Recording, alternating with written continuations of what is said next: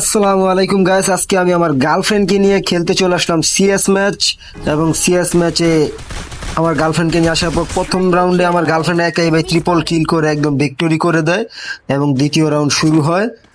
এবং দ্বিতীয় রাউন্ডে আমার গার্লফ্রেন্ড, আমি তো ভাই নক হয়ে যাই লগে লগেই।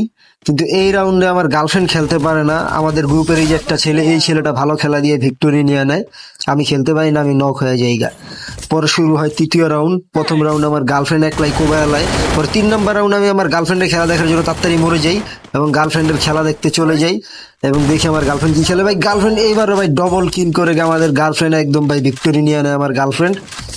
এবং 4 নম্বর রাউন্ড শুরু হয়ে যায়। 4 নম্বর রাউন্ডে দেখি আমার গার্লফ্রেন্ড কি করে। আমরা এবারও মরে যাওয়ার ট্রাই করব, দেখবো আমার গার্লফ্রেন্ড কি খেলা দেয়।